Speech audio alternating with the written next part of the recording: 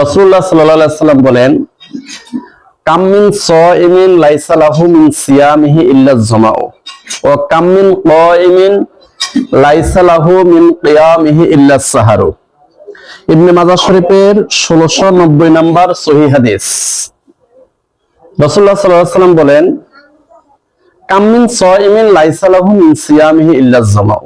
কিছু রোজাদার বান্দা আছে, নবীজি বলতেছে, রাসূলুল্লাহ সাল্লাল্লাহু আলাইহি ওয়াসাল্লাম বলতেছেন, কিছু রোজাদার বান্দা আছে তারা সারা দিন উপবাস থাকে, আর উপবাস থাকাটা ছাড়া তাদের আমলনামার মধ্যে কোনো সওয়াব লেখা হয় না। নাউজুবিল্লাহ বলেন।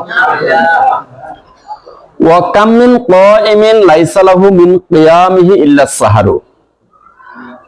আবার কিছু কিয়ামুল লাইল করনেওয়ালা লোক আছে, সারা রাত জাগ্রত থেকে তাহাজ্জুদ নামাজ পড়ে, জিকির আজকার করে, রাত্রি জাগরণ ছাড়া তাদের আমলনামার মধ্যে এক জাররা পরিমাণ নেক লেখা হয় না। নাউজুবিল্লাহ বলেন।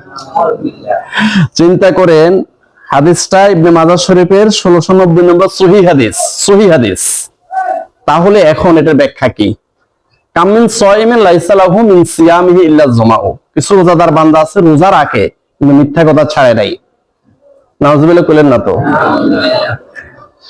রোজা রাখছে সারাদিন 14 ঘন্টা উপবাস, এরপরে গীবত ছাড়ে নাই, পরনিন্দা ছাড়ে নাই, এই রমজান মাসেও জুয়া খেলা ছাড়ে নাই, এই রমজান মাসেও গাঁজা খাওয়া ছাড়ে নাই, এই রমজান মাসেও সিগারেটটা ছাড়তে পারে নাই। আরে আল্লাহর বান্দা, এই রমজান মাসেও জেনা ব্যভিচার ছাড়তে পারে নাই, সুদ ছাড়তে পারে নাই।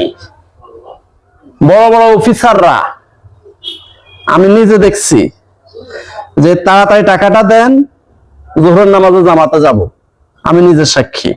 এই রমজান মাসেও ঘুষটা ছাড়তে পারে নাই। কাম মিন সাইমিন লাইসা লাহু মিন সিয়ামিহি ইল্লা যামাউ। এমন রোজাদার বান্দা যারা 14 ঘন্টা পর্যন্ত উপবাস ছিল, কিন্তু এই রোজার তাদের কোনো সওয়াব হবে না, এক জাররা পরিমাণ সওয়াব তার আমলনামায় লেখা হবে না। কারণ সে রোজা রেখে সে অন্যায় ছাড়তে পারে নাই, পাপ ছাড়তে পারে নাই, সুদের কারবার ছাড়তে পারে নাই, ঘুষ ছাড়তে পারে নাই, মিথ্যা কথা ছাড়তে পারে নাই। রোজা রেখেও জেনা ব্যভিচার, মদ খাওয়া, গাঁজা খাওয়া, হেরোইন খাওয়া ছাড়তে পারে নাই। এদের আমলনামার মধ্যে এক জাররা পরিমাণ সওয়াব লেখা হবে না। ওয়া কাম মিন কাইমিন লাইসা লাহু মিন কিয়ামিহি ইল্লা সাহারু।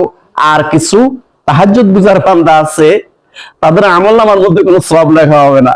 কারণ তাহাজ্জুদ পড়ে পরের দিন ঘুরে ঘুরে সবার কাছে বলতো, রাস্তাঘাটে, দোকানে এবং বাজারে হেঁটে হেঁটে বলতো, কালকে রাত্রে আমি তাহাজ্জুদ পড়েছি, 12 রাকাত তাহাজ্জুদ পড়েছি। আরে বেটা, তাহাজ্জুদ নামাজে উঠে আমি অমুকের মোরগের ডাক শুনেছি। নাউজুবিল্লাহ বলেন না? এই এদের ব্যাপারে নবীজি এখানে খুব সতর্ক বাণী দিয়েছেন। ওয়া কাম মিন কাইমিন লাইসা লাহু মিন কিয়ামিহি ইল্লা সাহারু। রাত্রি জাগরণকারী, কিয়ামুল লাইল করনেওয়ালা, গভীর রাত্রে যারা তাহাজ্জুদ নামাজ পড়ে, এদের আমলনামার মধ্যে কোনো সওয়াব লেখা হবে না যদি সে আমলগুলা বলে বলে বেড়ায়। হ্যাঁ, আপনি তাহাজ্জুদ নামাজ পড়েছেন, এমনিতে কেউ জানালা দিয়ে দেখে ফেলছে, ওইটাতে কোনো সমস্যা নেই, আপনার আমলনামা থেকে সওয়াব কমবে না।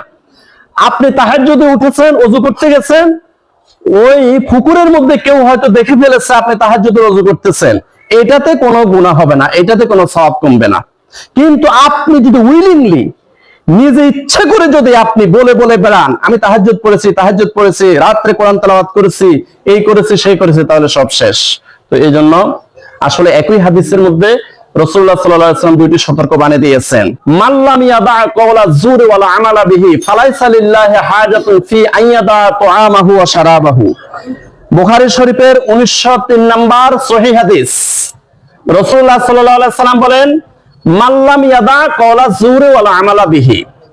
যেই ব্যক্তি রোজা রেখেছে, 13 ঘন্টা, 14 ঘন্টা, 14.5 ঘন্টা কষ্ট করে রোজা রেখেছে, রোজা রেখেও ফাহেসা কথা ছাড়তে পারে নাই, রোজা রেখেও মিথ্যা কথা ছাড়তে পারে নাই, রোজা রেখেও বেহুদা কথা ছাড়তে পারে নাই, মাল্লাম ইয়াদা কওলা যুর ওয়াল আমালা বিহি, এবং সমস্ত পাপের কাজ ছাড়তে পারে নাই, ফালাইসা লিল্লাহি হাজাতুন ফি আইয়াদা তুআমাহু ওয়া শারাবাহু।